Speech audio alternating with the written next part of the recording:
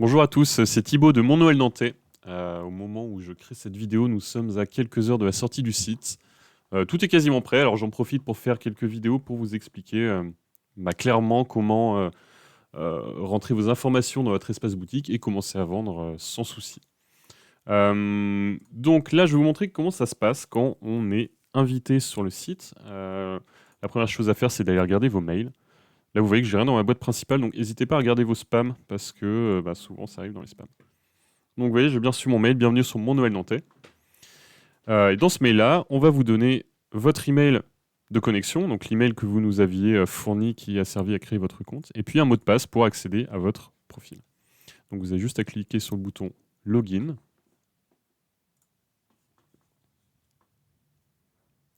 Voilà, donc ici on vous demande le nom d'utilisateur qui est en fait votre adresse email ainsi que le mot de passe.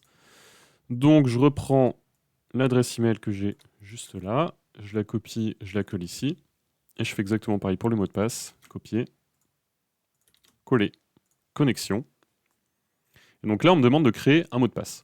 Parce que le mot de passe qu'on vous a envoyé, on le connaît. Donc maintenant, il faut que vous en créiez un que vous seul connaissiez. Donc je vais en créer un rapidement.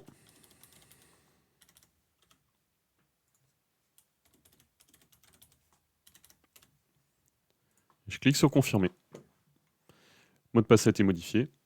Et donc maintenant, je vais pouvoir me connecter avec toujours la même adresse email et le nouveau mot de passe que je viens juste de créer.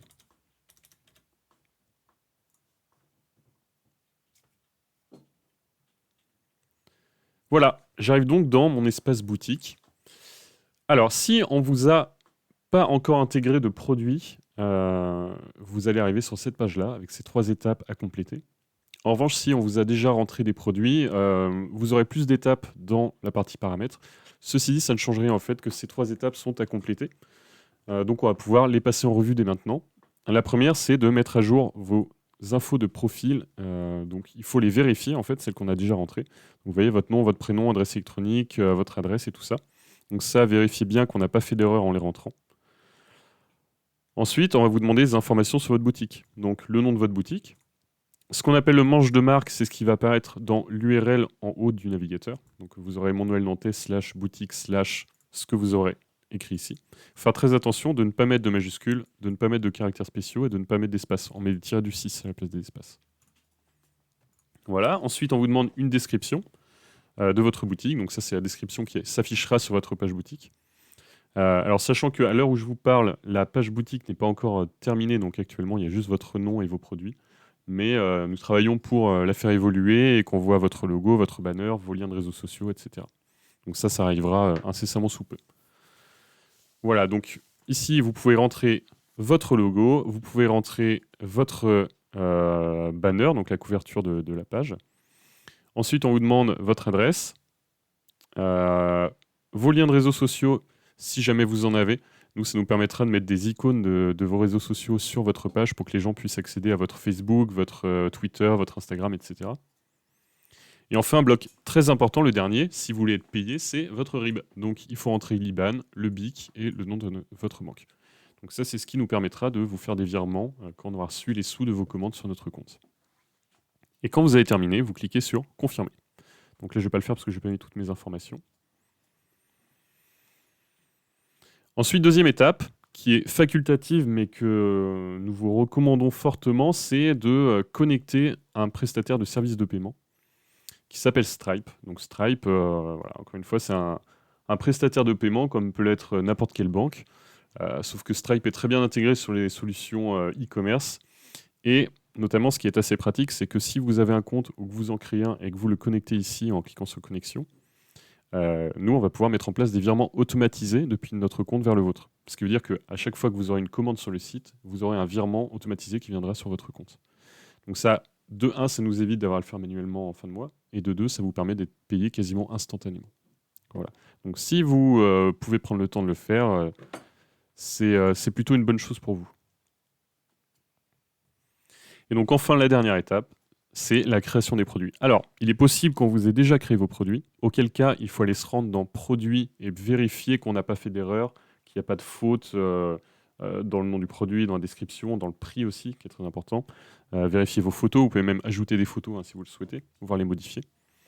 Voilà. Et donc, si vous n'avez pas encore créé de produit, vous avez donc cette étape-là qui vous permet d'ajouter un ou plusieurs produits. Donc, il faut sélectionner « Ajouter des produits » en utilisant notre formulaire. Et là, vous avez juste à suivre les étapes. Donc, on vous demande le nom du produit, la description, les images du produit, le prix. Le prix barré à côté, c'est le prix qui s'affichera barré à côté du vrai prix. Donc, c'est pour mettre en avant une promo.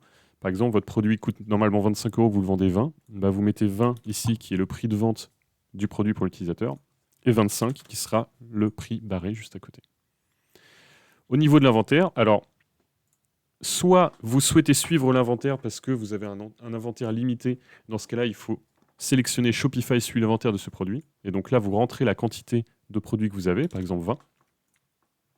Soit vous n'avez pas d'inventaire parce que c'est un produit digital ou un bon cadeau ou voilà, quelque chose sur lequel vous pouvez en vendre autant que vous voulez. Et dans ce cas-là, vous mettez ne pas suivre l'inventaire.